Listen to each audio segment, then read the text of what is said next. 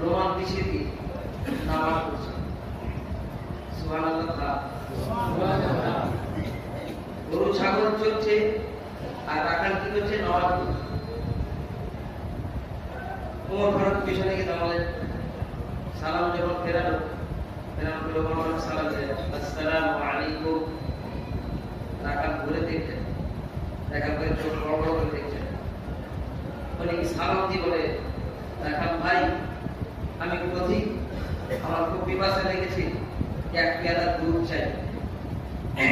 তুমি যদি এক পেয়ালা দুধ দাও আমার খুব উপকৃত হবে। আমি পিপাসিত পথিক, আমি তোমার কাছে এক পেয়ালা দুধ চাই।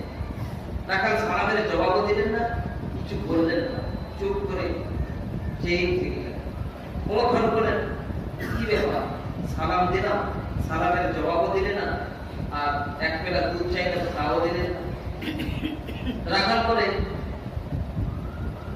সালামের জবাবও দেবো না, দুধে দেবো না, আগে জানলো তোমার পরিচয়, তুমি কি? এখন ওমর ফারুক তার পরিচয়টা দিয়ে দেয়, তাহলে রাজ ভাস হয়ে যাবে।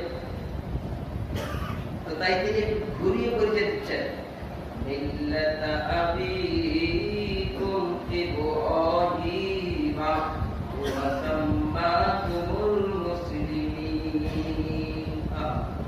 তিনি একটু ঘুরিয়ে দিচ্ছেন, মিল্লাতা আবিকুম, তোমাদের আদি পিতা ইব্রাহিম, তোমাদের নাম রেখেছে, ওয়া সাম্মাকুমুল মুসলিমিন, তোমাদের নাম রেখেছে মুসলমান, অর্থাৎ আমি একজন মুসলমান।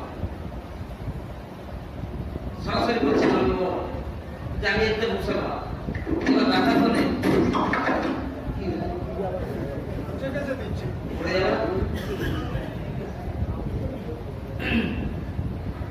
মুসলমান তাহলে বলো আসল না নকল? মুসলমান মুসলমান, তারপর আসল নকল কি? রাখাল বলেন, আসল মুসলমান হলে মৃত্যুর দুয়ারে পৌঁছে যাবে, কখনো অন্যের কাছে হাত পাতবে না। আসল মুসলমান কখনো আল্লাহ ব্যতীত কারোর কাছে হাত পাতবে না। তুমি বলো আসল না নকল? চমকুর বাপ একটা রাখালের ইমানের এত গতি। বলে, ভাই আমি খুব বিভাসিত প্রতীক, আমার একটা পেয়ালা দুধ চাই, তুমি একটা পেয়ালা দুধ আমাকে দাও, আর আমি খুব উপকৃত হব। তোমার অনেক ছাগল কুয়া চলছে, একটা পেয়ালা দুধ। ওমর ফারুকের কথা শুনে রাখাল বলে, তোমার বুদ্ধি শুদ্ধি একদম নাই, তোমার লম্বাই খালি বড় হয়ে গেছো, মাথায় কিচ্ছু নেবে। কেন না, আমি এই ছাগলের মালিক নয়, আর এর থেকে দুধ আমি দেবো, একটা রাখাল শুধু।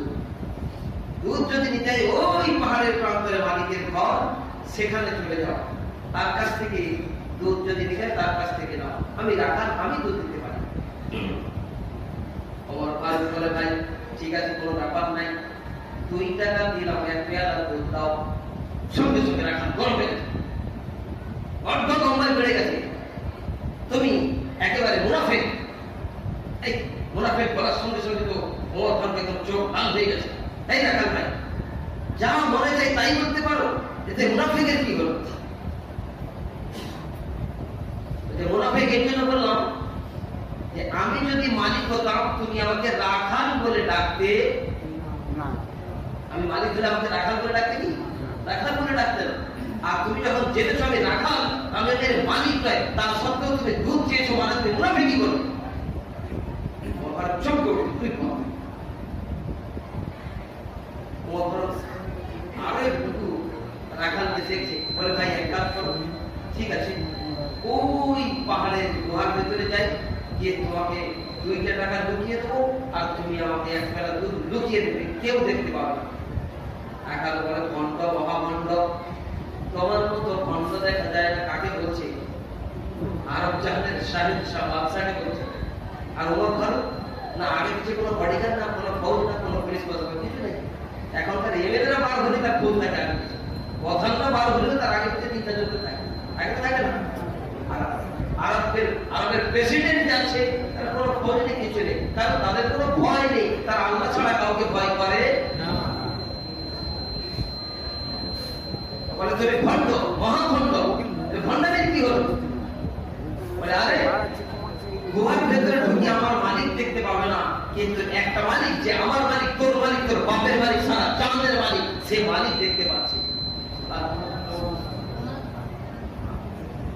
চমকে উঠে ওর কথা শুনে গিয়ে ছুটে গিয়ে পাহাড়ের গুহার ভেতরে 2 রাকাত নামাজ আদায় করলেন, আর করে হাত ধরে ঝরঝর করে কাঁদছে আর বলছে, আল্লাহ আজ নিজের চোখে তোমার জ্বলন্ত কোরআন রাখালের সিনার মধ্যে দেখলাম। আল্লাহ আমার দেশের রাখালের সিনাতেও তোমার কোরআন এসে গেছে। রাখাল পেছন দিকে ছুটে গিয়ে বলে, ও যতই কামড়ে না কেন, দুধ কিন্তু দিচ্ছি না। তুমি কি ভাবছো কামড়ে দুধ দিয়ে দেবো? অত সোজা, দুধ কিন্তু দিচ্ছি না। ওমর ফারুক উঠে মুচকি এসে বলে, ভাই তুমি যে আল্লাহকে না দেখে আল্লাহর কোরআনকে তোমার সিনাতে এতটা জায়গা দিয়েছো, এর দরুন তোমার কোনো আশা আকাঙ্ক্ষা আছে? কোনো মনে আশা আছে? রাখাল একটু স্থির হয়ে মুচকি এসে বলে, আমার আশাবাদ তুই জেনে কি করবি? কাকে বলছে শুনছেন? আমার আশা তুই জেনে কি করবি? বলে যদি একটু শুনতাম।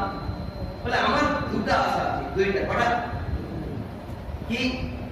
1 নম্বর আশা হলো জীবনে যদি একবার উমরকে চোখে দেখে দিতাম। তার সাথে কথা বলতে নিজেই জানেন। বলে প্রথম আশা হলো জীবনে যদি একটাবার উমরকে চোখে দেখে দিতাম। বলে আর দ্বিতীয় আশা হলো যে আমি মরে গেলে যেন আল্লাহ আমাকে জান্নাত দিয়ে দেন। ওমর ফারুক মুচকি হেসে বলে, আল্লাহর কসম, তুমি মরে গেলে আমার দিল দাওয়া দেয় যে তুমি মরে গেলে আল্লাহ তোমাকে জান্নাতের 8টা দরজা খুলে দেবে। ওই জন্য বলেছিলাম না, লম্বাই খালি বড় হয়ে গেছে, মাথায় কিচ্ছু নেই, বোকা কোথাকার। আরে 2টো কথা বললাম, প্রথম নম্বরটা বাদ দিয়ে দ্বিতীয় নম্বরটা শুনে, যেটা বাকি মরে যাওয়ার পরে হবে, আর যেটা নগদ ওটা শুনে তোমার মুখে কি হয়? প্রথম নম্বর কি, যে আমি যদি উমরকে একটা দেখে দিতাম, তুই প্রথম নম্বরটা বাদ দিয়ে আর দ্বিতীয় নম্বর শোনাচ্ছ যেটা বাকি, ও তো মরে যাওয়ার পরে। আর নগদ যেটা শোনাতে কি হয় মুখে? মোবাইল চোখ করে বাপরে, বলে কি? তাহলে তুমি কি উমরকে দেখতে চাও? বলে হ্যাঁ। বলে তাহলে একটা কাজ করলে উমরকে দেখা যাবে। কি? তবুও বলছে না যে আমি উমর।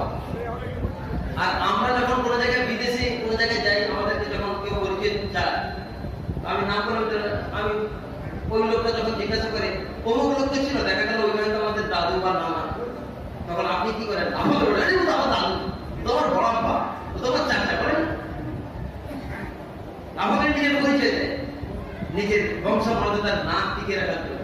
কিন্তু ওমর ফারুক আরব জাহানের শাহেনশাহ, কি বলছে, তুমি কি তাকে দেখতে চাও? বলে হ্যাঁ। তাহলে একটা কাজ কি, কালকের মসজিদে ফজরের নামাজ প্রথম কাতারে নামাজ পড়তে হবে।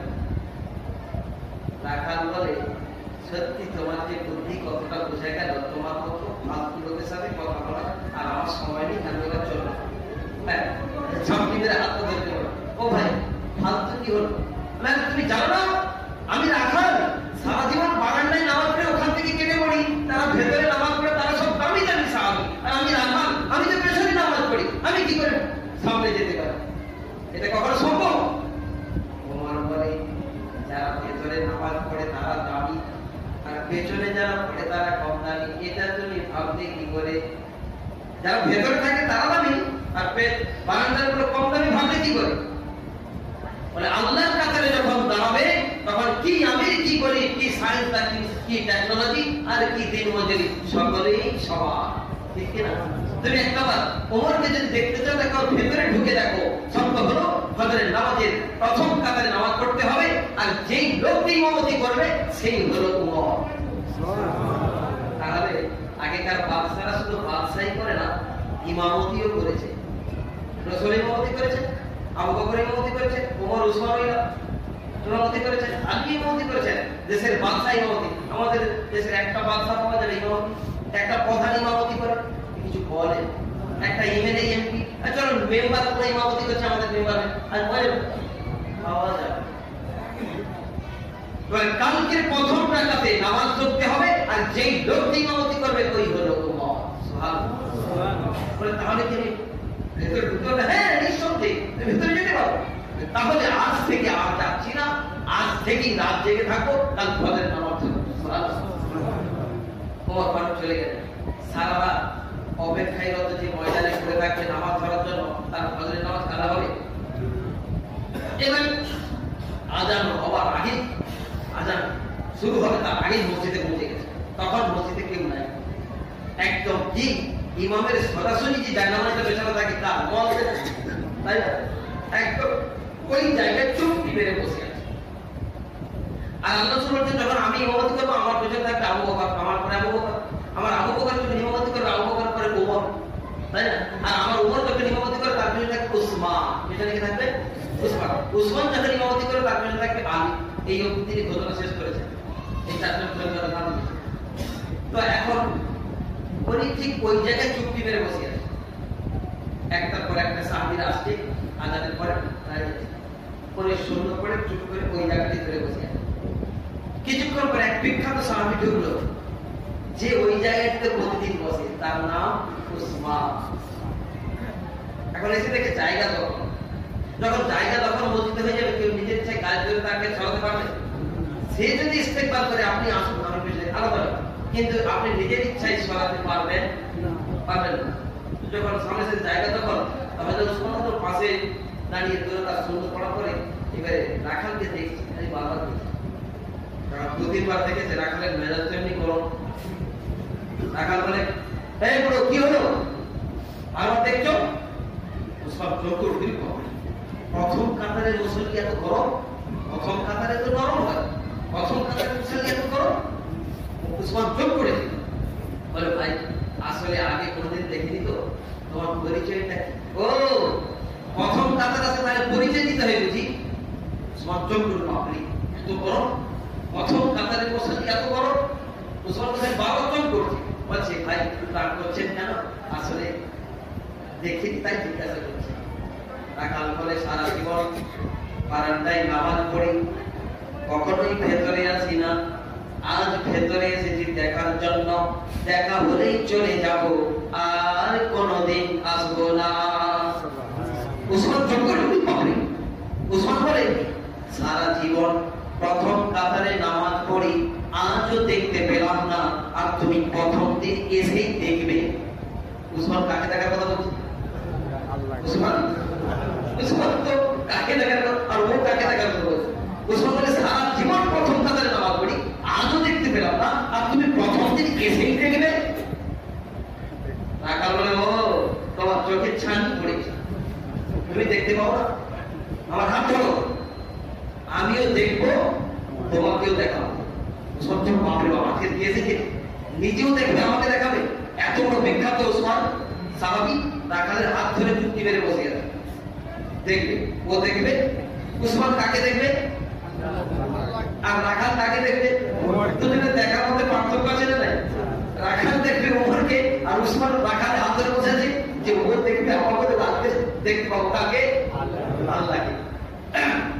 এখন কিছুক্ষণ পরে যখন তকবীর শুরু হয়ে গেছে, ইসলামিক কান্ট্রির মসজিদগুলোর ইমাম সাহেবের দরজা এইখানটায় থাকে, এইখানটায়, বুঝতে পারছেন? এইখানে আপনাদের এখানে তো কোনো দরজা নেই, বা আমাদের বাংলাতে নেই, কমসে কম এই জায়গাতে ছোট্ট একটা জানালা বা খুব থাকা দরকার। হঠাৎ ইমাম সাহেবের শরীর খারাপ হয়ে গেলে গলা থেকে থুতু আসবে, কফ আসবে, ছাড়বে কোথায় বেচারা নেই, ও রুমালে প্যাক করে পকেটে রাখতে হবে। আমাদের এত সুন্দর ইসলাম বোধ জ্ঞান। মসজিদ বানানোর সময় মুফতি সাহেবদের কাছে জানতে হবে মসজিদের কাতারটা কেমন হয়। এই যে মসজিদের কাতার, এটা রং ডিসিশন ভুল। মসজিদ বানানোর সময় মুফতি সাহেবদের কাছে জানতে হবে কাতারটা কেমন বানাবো, মেম্বারটা কেমন বানাবো, ইমাম সাহেবের এই মেম্বারটা কেমন হবে, জানার দরকার আছে। নিজে না পণ্ডিতগিরি করলেই ক্ষতি আছে, কথা বুঝেছ? এই জায়গায় একটা ছোট্ট কম থাকবে, আর এখান থেকে কমসে কম 1 বিঘত দূর থেকে একটা কাতার শুরু হবে। ঠিক ইমাম সাহেব ওই জায়গাতে দাঁড়াবে, যখন ক্লিয়ার থাকে ইমাম সাহেবের পাটা, সমস্ত মানুষের চোখ দূর থেকে ইমাম সাহেবের ঘর থেকে বেরিয়ে থাকে। কথা বুঝে গেল? এটা মশলার ব্যাপার। মসজিদ খালি নিজের চেক করে না করলে হবে না। ইমাম সাহেব শরীর অসুস্থ, একটু চোখ থুতু ফেলবে সেই জায়গায়, ও রুমালে বুঝে প্যাক করে ফিনিশিং করে রাখতে হবে। কি না? তো এখন রাখাল তো সামনেই বসে আছে, চোখ পড়েছে, কিন্তু সেই প্রতীক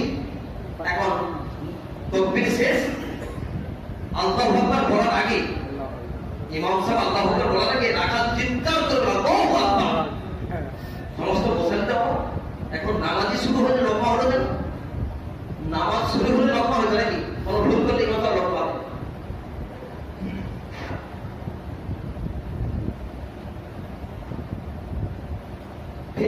ইমাম মানে নেতা, ইমাম মানে নেতা। আচ্ছা ইমাম যদি কিরাতে ভুল করে, কোনো কাজে ভুল করে, তো পেছনে যে থাকে সঙ্গে সঙ্গে লোক দেয় কি দেয়? আচ্ছা ইমাম কি তার প্রতি দিকে যায়? এই তুই ধরলি কেন, নামাজ শেষে চল এরকম করে না, কি করে অনুগ্রহের সাথে দয়ার সাথে তার লক্ষ্য নেয় কি নেয় না? তাহলে যে আমাদের নেতা লক্ষ্য দেওয়ার সঙ্গে সঙ্গে নিয়ে নেয়, কখনো তার প্রতি নারাজ হয়? এ কথা ঠিক কি না? আচ্ছা বাইরেও একটা নেতা আছে, সেই নেতার একবার লক্ষ্য দিয়ে দেখবেন এই যে রাস্তাটা বানায় না কেন, লক্ষ্য দিয়ে দেখবেন ফাঁকি চামড়া তুলে দেবে, ওরা আপনার লক্ষ্য নেয় কি? কিছু বলে। এটাও একটা নেতা, বাইরেও একটা নেতা আছে, আছে না দেশের নেতা? দেশের নেতারা ভুল করলে আপনি লক্ষ্য দিতে পারবেন না, লক্ষ্য দিলে পিঠে চামড়া উঠে যাবে।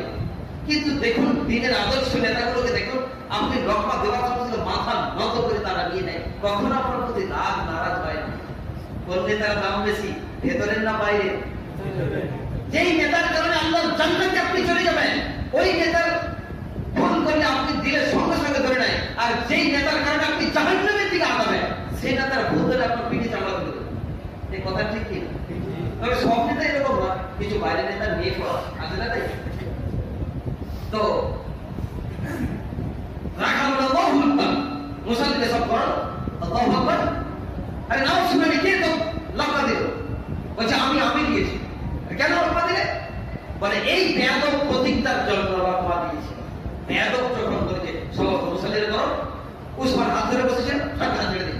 কি বলে আমাদের আমের লোককে ওমর বিন খাত্তাবকে বেয়াদব বলে কে এতে এবার হাত ছেড়ে দিয়েছে।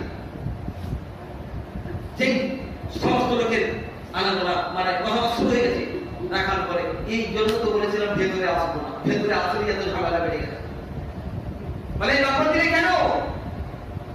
বলে এই প্রতীকটার জন্য আজকে ভেতরে ঢুকেছি, এই বেয়াদবটা না বললে কখনো ভেতরে আসতাম না। উসমান বলে তুমি কাকে বেয়াদব বলছো জানো? আর ভালো করে জানি, কালকেরই পরিচয় হয়েছে, একে জানি না মানে খুব ভালো করে জানি। এই প্রতীকটার জন্য যত ঝামেলা আছে আমি সারা জীবন বারান্দায় করি, আর এর জন্য ভেতরে এসেছি তাকে দেখবার জন্য। কাকে? বলে ওমরকে। উসমান চোখ বলে তুমি যার ব্যাপারে এত উল্টো পাল্টা কথা বলছো, এইটাই হলো ওমর। বেয়াদব বলেছে। ওমর ফারুক যখন মুসল্লিদের চিন্তা করেছে, ওমর ফারুক বলে শান্ত হয়ে যাও, শান্ত হয়ে যাও। এ শুধু আমাকে বেয়াদব বলে, আমাকে মুনাফিক বলেছে, আমাকে ভণ্ড বলেছে, তাই নাকি? ওকে ধরো, এক্ষুনি বিচার হওয়া দরকার। ওমর ফারুক বলে একবার নামাজের সময় আগে নামাজ হবে, তারপরে এলাকাদের কোরআন দিয়ে বিচার হবে। আপনারা কি চান? বলে হ্যাঁ কোরআন দিয়ে বিচার। তাহলে আগে নামাজ হয়ে যাবে। নামাজ হলো, নামাজের পরে সমস্ত মুসারি করে রাখালের বিচারে করে ওরা অবশ্যই রাখালের বিচার হবে।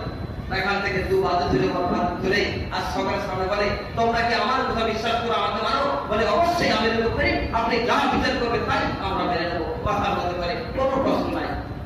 ওমর ফারুক রাখালের দুটো বাজু ধরে, আর রাখাল তখন কাঁদছে আর মনে মনে করছে আল্লাহ মরণ আছে জানি, তবে যে আজকের যে মরণ এটা জানা ছিল না। ওকে তাহলে ধরা পড়েছে মানে গেছে। আর ওমর যখন নাম শুনে তখন কি হতো, প্যালপিটেশন শুরু, আর উপর থেকে যাইতে হচ্ছে আল্লাহ মরবো জানি, তবে যে আজকের যে আমার মরণ আছে এটা জানা ছিল না।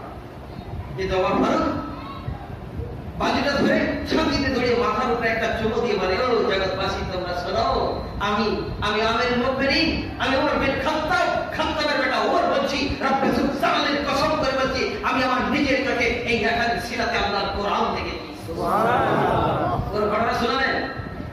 সমস্ত মসজিদবাসী সকলেই কাঁদছে, আর ওমর ফারুক বলেন আল্লাহর কসম আজ আমি আল্লাহকে এই কথা বলতে পারবো, আল্লাহ ওমরের জামানাতে, ওমরের কি রাজত্বতে তার রাখালের সিরাতে আল্লাহর কোরআন এসে গেছে। দাওয়াত শেষ হলো, সব রাখাল বলছেন আমিরের মুখে আমাকে ক্ষমা করে দেন। আর ওমর বলে ভাই আমি তো ক্ষমা করেছি, তুমি আমাকে ক্ষমা করে দাও, তুমি রাখাল হয়ে একজন সুন্দর আল্লাহর কোরআনকে সিনাতে জায়গা দিয়েছো, তোমাকেই চিনতে পারি না, আমি তোমাকে বারবার বিরক্ত করেছি, তুমি আমাকে ক্ষমা করে দাও, তুমি আমার প্রতি অসন্তুষ্ট হয়েছে। একটা বাদশা সাধারণ একটা রাখালকে ক্ষমা দেয়, আমরা ক্ষমা চাই। আল্লাহ বলেন যখন কোনো অপরাধ হয়ে যাবে সঙ্গে সঙ্গে ক্ষমা দাও, আর যার কাছে ক্ষমা চাইতে যাবে সেটা এক সেকেন্ড দেরি না করে সঙ্গে সঙ্গে ক্ষমা করে দেয়। ক্ষমা করেনে বালা আর ক্ষমা দেনে বালা, আমি দুই পক্ষকে ভালোবাসি। অনেক সময় বিবাদের কারণে কথাবার্তা হয় না, কথাবার্তা বন্ধ হয়ে যায়, তাই না? যে প্রথম কথাটা বলবে তার থেকে 500 বছর আগে জান্নাতে চলে যাবে। প্রথম কথা যে বলবে ওর থেকে 500 বছর আগে জান্নাতে চলে যাবে। আর মুসলমানের কথা বলে না, বাপ বেটা কথা বলে না, মা বেটা কথা বলে না, ভাই ভাই কথা বলে না, চাষতলে কথা বলে না, প্রতিবেশী কথা বলে না, শুধু দুনিয়া দুনিয়া দুনিয়া দুনিয়া। কিনা জবাব দিনকে দুটো ভুল হয়, সব জায়গাতে বলি, এখানে বলবো এই কথা বলে শেষ, নকশার টাইম দিয়ে চলে গেছে। দুটো ভুল জবাব দিনকে হয় আমাদের সকালে, তাই এই বাংলাতে এগুলো বলবো না। মানে সপ্তাহ মাঝখানে কোনো অসুস্থ হলে, বাচ্চার পরীক্ষা সামনে আসলে, আর কোন কারবারে একটু ঢিলা চললে নিয়ত করে বেড়া ছেলে নিয়েছিল সকালে নিয়ে আল্লাহ কারবারটা যদি ভালো চলে, আমার বাচ্চা যদি পরীক্ষা পাস করে আর শরীরটা যদি সুস্থ হয়ে যায়, জুমার দিনকে তোমার ঘরে যাবো, 30 টাকার বাতাসা কিনে দেবো। বাতাসা এই কথা বলে না কেউ, বাতাসা এই মাইকের মধ্যে কেন অনেকটা মুস্তানি করছে আছে কোনটা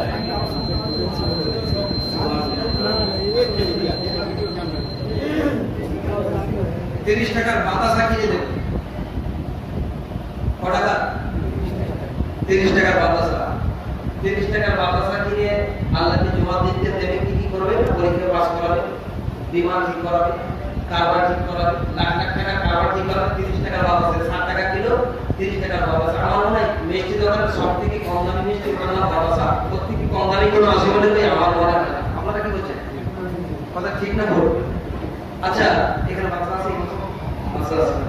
তো আর আপনি চিন্তা করুন, নতুন বিয়ে করেছেন, নতুন বিয়ে করে শ্বশুর বাড়িতে যাচ্ছেন, শ্বশুর বাড়িতে গিয়ে 1 কিলো 2 কিলো নয়, 1 বস্তা বাতাসা মাথায় করে নিয়ে যান, শ্বশুর খুশি হবে? শ্বশুর কি গলায় নিয়ে কি সুন্দর জামাই তো বাতাসা এনেছে, বলা যায় করে দিতে, তাই তো? কোনদিন কেউ শ্বশুর বাড়িতে বাতাসা নিয়ে যায়?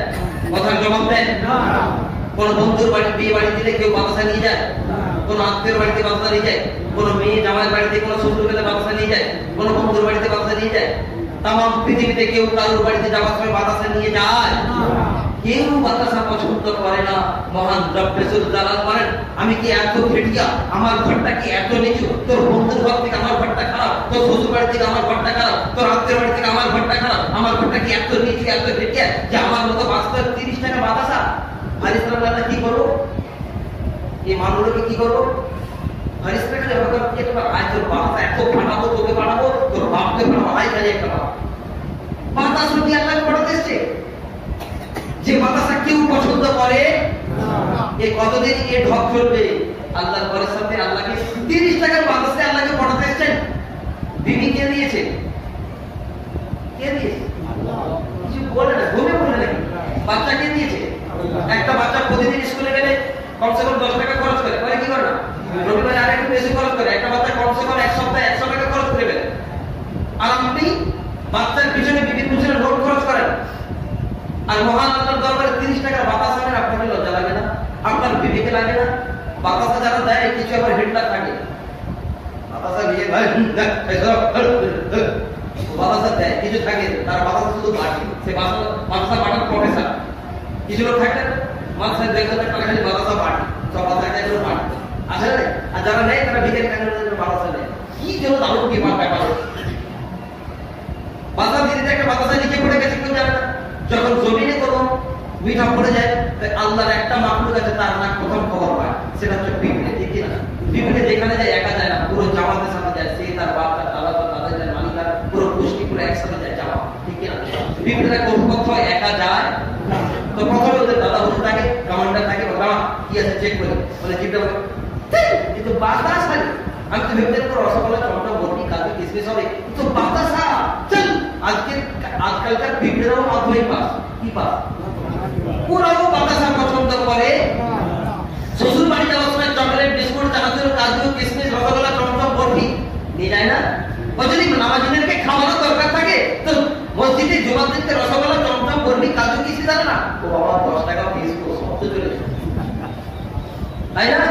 কিছু বলে না কেন? আল্লাহ 30 টাকার বাতাসে দিয়ে আল্লাহ রাজি হবে তো?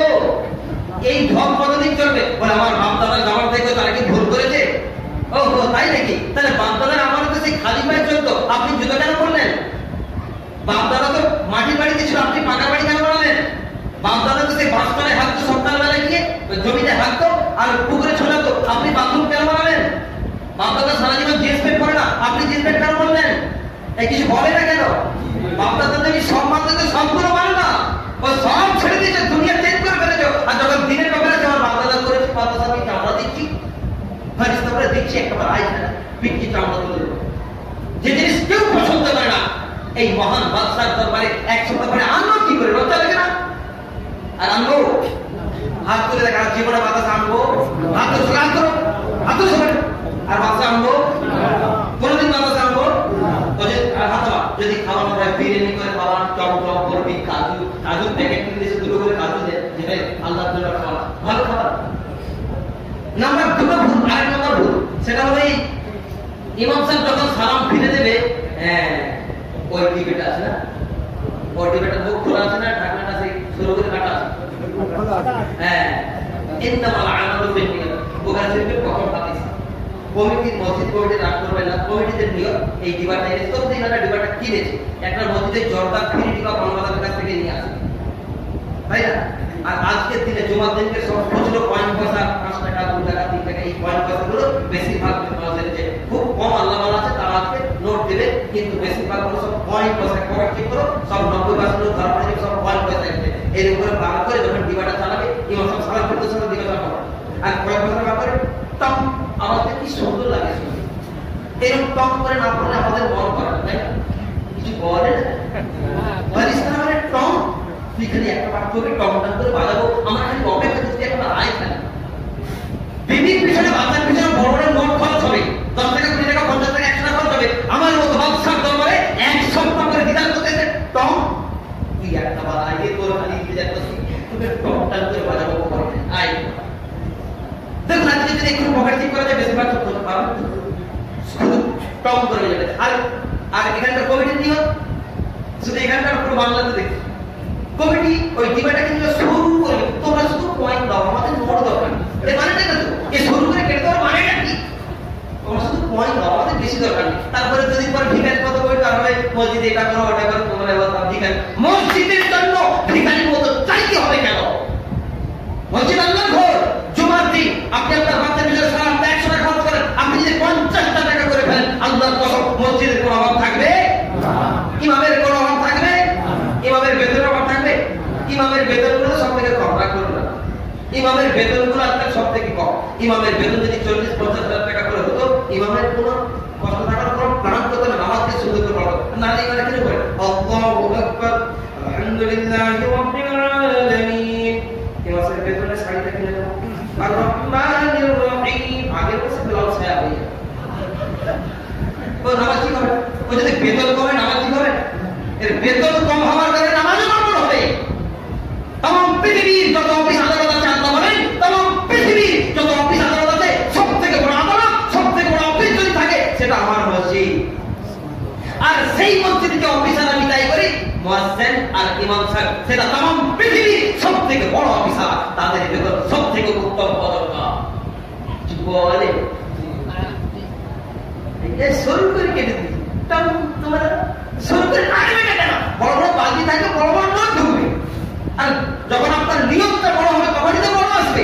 নিয়ত ছোট করে শুরু করবে, কি ফিনিশলাম, কি মজা।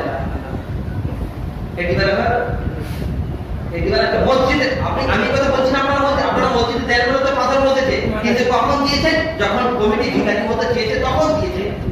আর জুমার দিন যদি প্রতিটা মানুষ 50 টাকা না, একটা গরিব যদি 30 টাকা করে ফেলে, আর বাচ্চার পিছনে 60 টাকা খরচ করে সপ্তাহে যদি 30 টাকা করে একটা মানুষকে, আল্লাহর কসম মসজিদের প্রভাব থাকবে না। আমাদের কত ছোট নিয়ত দেখুন, কথা ঠিক কিনা?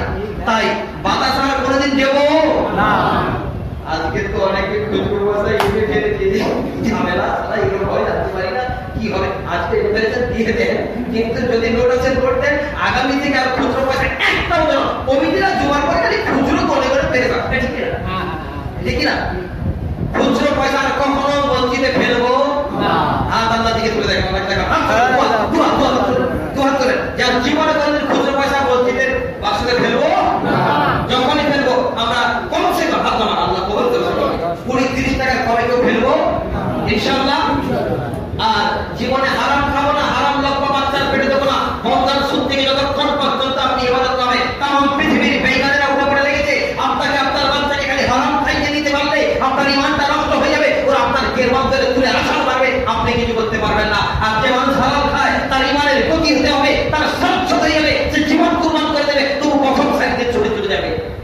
আর যখন আপনার ঈমান থাকবে না, আপনি ঘরের ভিতরে বসে বসে মার খাবেন, কিছু করতে পারবেন না। আপনি নিজের হাতে এই সুদ বন্ধনের পয়সা তুলে আপনার ছোট্ট বাচ্চা যার সমান পাক, যার মগজ পাক, তার সর্ব অঙ্গ প্রত্যঙ্গ পাক, সেই ছোট্ট বাচ্চার জিহ্বার মধ্যে, তার সমানের মধ্যে আপনি হারাম লম্বা তুলে দেন, এই বেটা কখনো আপনাকে ভালো পথ দেখাতে পারে না। আপনি যখন বড় হয়ে যাবেন, ও আপনাকে কখনো দেখবে না, কারণ আপনি তো হারাম খাইতেছেন।